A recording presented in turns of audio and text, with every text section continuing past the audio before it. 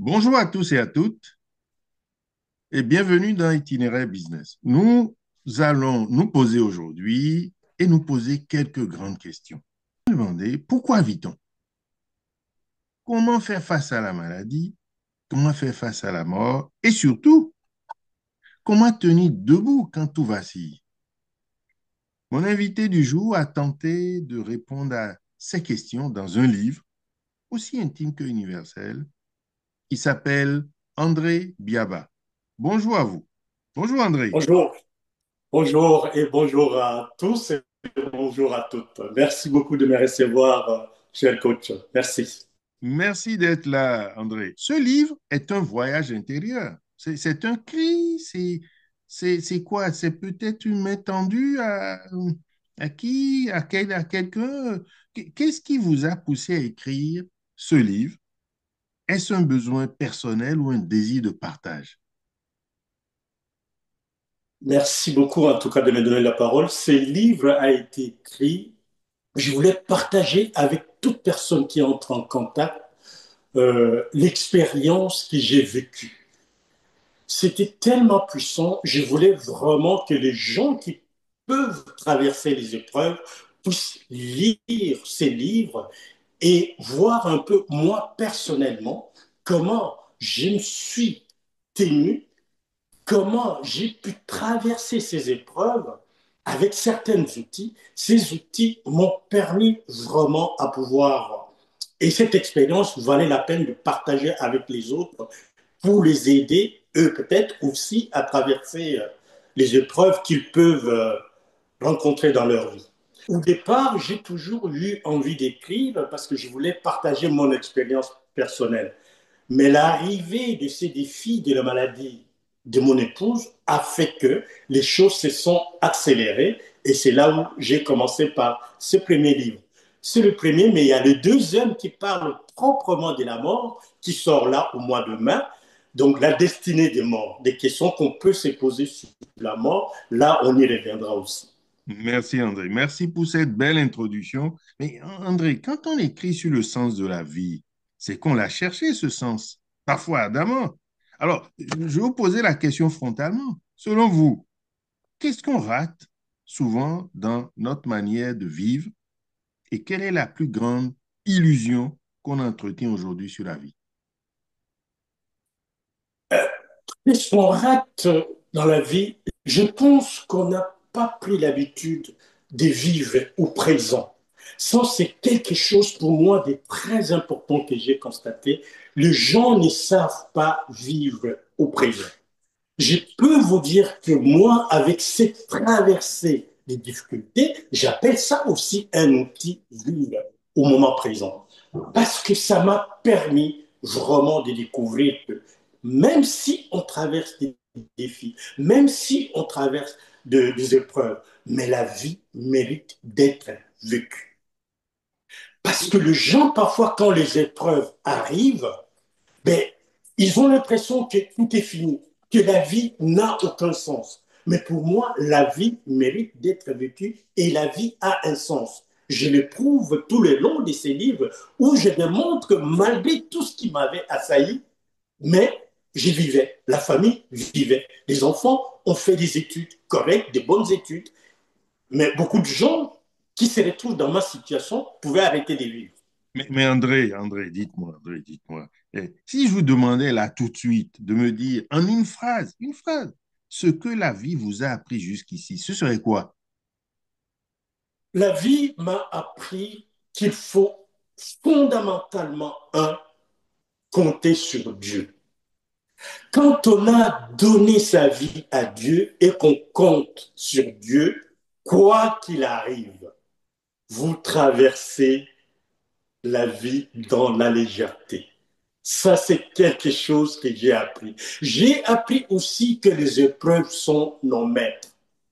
Les épreuves nous apprennent beaucoup de choses. Mais malheureusement pour les gens, quand les épreuves arrivent, ils ont l'impression que je suis banni de Dieu, Dieu m'a abandonné. Mais non, si vraiment je n'avais pas traversé ces épreuves, ma vie ne serait pas ce qu'elle est aujourd'hui. Est-ce que ça veut dire que les, les- parler des épreuves est un sujet tabou selon vous? Parce que j'ai l'impression qu'on ne veut pas en parler quand on traverse une épreuve. Oui, sérieusement, beaucoup de gens ont du mal à parler des épreuves. Parce que vous savez, derrière les épreuves, il y a la douleur, il y a la souffrance.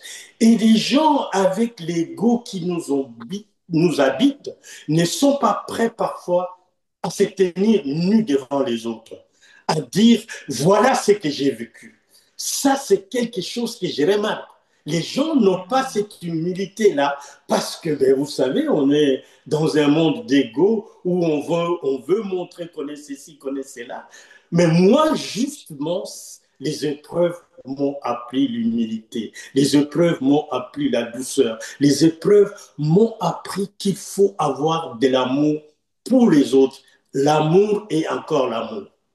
Ah oui, vous pensez que c'est ce qui a vraiment changé fondamentalement votre manière de vivre? Apprendre apprendre l'humilité, apprendre l'amour, apprendre des autres? Ben, vous savez, j'étais quelqu'un de colérique au départ et avec le temps, j'ai travaillé avec le développement personnel, ma colère. Mhm. J'étais quelqu'un qui avait un peu d'ego avant parce que Dieu m'a donné une certaine sagesse, Dieu m'a donné de l'intelligence. À l'école, j'étais quelqu'un d'adoubé de partout. Et ça, c'était quelque chose sur lequel je pouvais me baser. Mhm. Mais avec le temps, vraiment, j'ai appris ces choses-là. J'ai appris que l'ego n'avait pas de sens. J'ai appris qu'il faut s'humilier. J'ai appris qu'il faut prendre le temps de vivre, malgré les épreuves que nous pouvons rencontrer. J'ai appris l'amour est important, très important. D'ailleurs, beaucoup de gens auraient, parce que mon dernier fils avait 4 ans. Il a On ne va pas 25 ans maintenant. raconter l'histoire, on ne va pas raconter le livre. Et si on raconte tout ce qu'il y a dans le livre, André, dites-moi, il y a quand même une chose qui m'a frappé dans ce livre-là, c'est la résilience. Est-ce que c'est le mot juste qu'il faut utiliser ici? Ah, bien sûr, c'est le mot juste. C'est le mot Hmm. juste. Moi, je dirais autrement l'adaptation. Hmm. S'adapter à des circonstances. Vous savez, ce n'est pas donné à tout le monde. Les communs des mortels, généralement, quand les choses arrivent comme ça, soit on se victimise, soit on accuse les autres, on accuse Dieu, on accuse les mots, on accuse tout ce qu'on peut accuser autour de nous. Hmm. Moi, venant de l'Afrique, je pouvais me dire, oui, c'est sa famille. Il y a des gens même qui m'ont dit, mais va les déposer chez sa famille, pourquoi tu souffres comme ça? Eh oui. Vous voyez? Mais moi, je connaissais Dieu et je connais Dieu, je sers Dieu. Je pense que c'est ce moment-là, Dieu savait que si je n'étais pas capable de ce fardeau, il ne me les donnerait pas. Et je me suis adapté en conséquence. Je me suis dit, je vais faire avec. Et c'est vrai, ça m'a permis de traverser. Je ne dirais pas qu'il n'y a pas eu de moments difficiles. Je l'ai décrit dans mon livre. Mais c'était plus facile pour moi, on va le dire comme ça. Alors, vous avez quand même croisé des personnes abîmées, des trajectoires cabossées, hein? Et Oui. qu'est-ce qui fait que, selon vous, certaines personnes se relèvent, d'autres non? Est-ce que c'est une question de chance? Est-ce que c'est une question de volonté? Et vous avez dit un mot tout à l'heure, est-ce que c'est une question d'amour? Ah, pour moi, c'est d'abord la foi. Vous savez, la foi peut déplacer des montagnes. C'est pas du tout de belles paroles. Mais moi, quand vous lisez ces livres du début à la fin, c'est la foi. Je croyais vraiment en Dieu et je croyais que j'allais m'en sortir. Du courage, de l'abnégation. Ça, ce sont des choses, quoi qu'il en soit, quel que soit ce qui m'arrivait, mais je restais debout. Je croyais à ces dieux-là. Quand je voyais que je n'avais plus d'énergie, je n'avais pas de force, j'allais marcher, j'allais me ressourcer. Je retournais vers Dieu pour lui dire, écoute, aide-moi, assiste-moi, montre-moi. Je vais juste vous donner un petit exemple Oui, pour... allez-y, un exemple quand Voilà. même. Cet exemple-là, c'est quand le médecin m'annonce que votre femme va décéder. Et je dis au médecin, non, vous n'êtes pas Dieu. Il me regarde avec un air, il dit, monsieur, je peux vous envoyer n'importe où vous voulez, mais il y a 3 jours, votre femme va décider. Et je rentre chez moi, je me mets à prier. Quand j'ai fini de prier, je me retrouve à Jérusalem. C'est dans mon livre. Je n'ai jamais été en vrai à Jérusalem. Et quand je suis en Jérusalem, je trouve des ouvriers qui sont en train de travailler dans une bâtisse vraiment magnifique. Et il y avait une gare qui était habillée en tenue, vous savez, des gardes rois de l'époque, avec une visière, tout était en métal. Et il me pose la question, tu as peur? Non, viens, sors dehors. Et quand je sors dehors, bombes, des bombes tombent, des bombes, des bombes. Il me dit, voilà, ici chez nous, c'est comme ça. On rentre à l'intérieur. Nous, ici, c'est toujours comme ça. Mais est-ce que tu vois comment je suis habillé? Dans mon songe, je me suis dit, ah, il est protégé. Hmm. Et quand je suis rentré, je prends ma voiture, je monte voir le médecin, je lui dis, vous devez faire son transfert, rien d'autre. Mhm. Vous voyez, le courage là devant un médecin qui a ses certitudes. Je ne critique pas le médecin, ils font un très bon Oui. travail. Hmm. Mais je veux vous dire, il y a certains qui ont l'impression qu'ils peuvent prendre la place des dieux. Hmm. Mais moi, j'ai cette conviction-là que Dieu peut faire des choses. Et dès le moment où il a annoncé cela, jusqu'à sa mort, il s'est passé près de 16 ans. Vous Ah voyez? oui. Ah ben oui. Lui Alors, me disait qu'il y a 3 jours.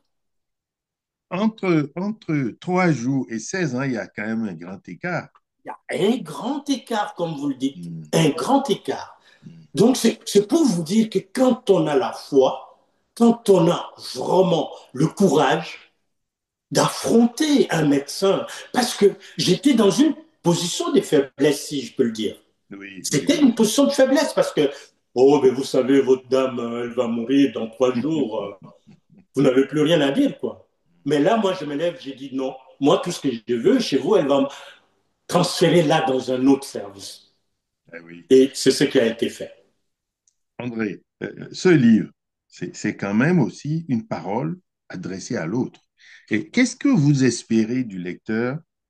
Qu'est-ce que vous espérez que les lecteurs ressentent, comprennent, vivent en refermant la dernière page de votre livre?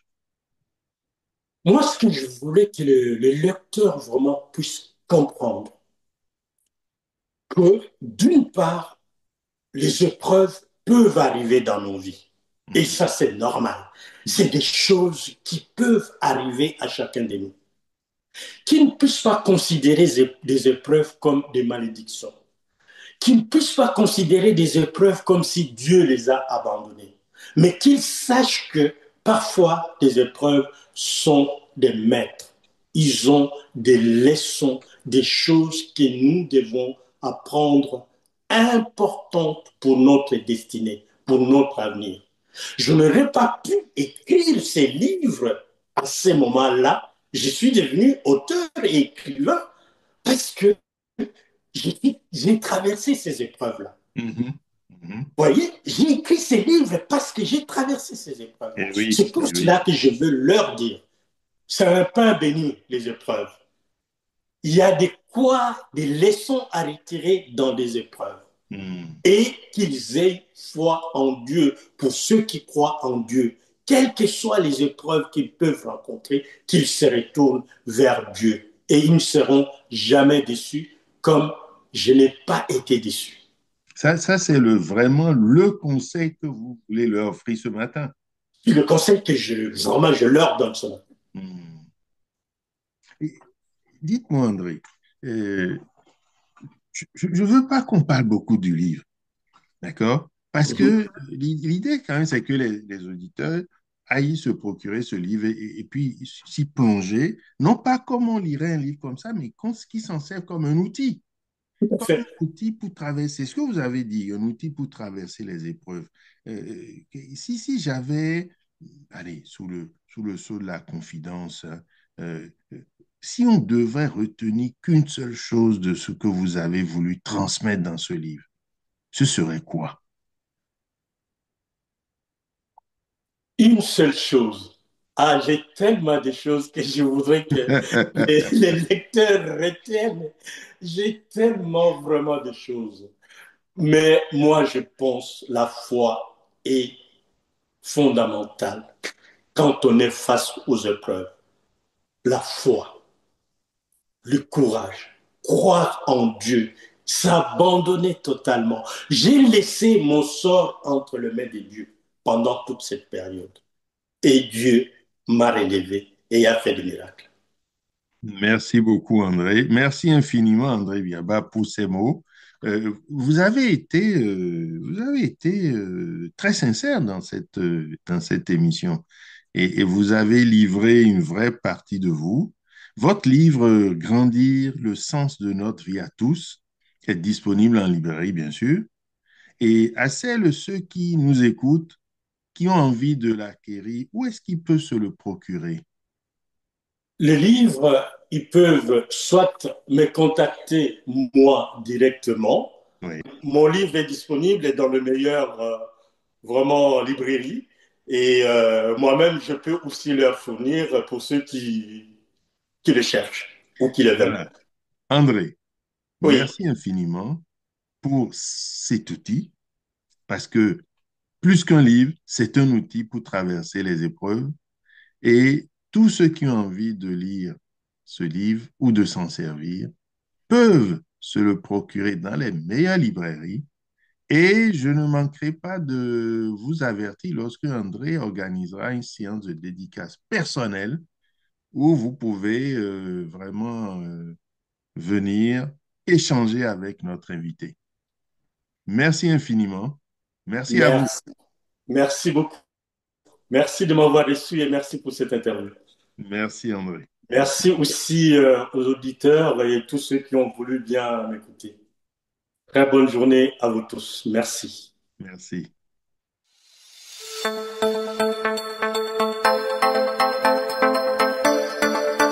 Itinéraire Business, l'émission qui parle le mieux de vos succès.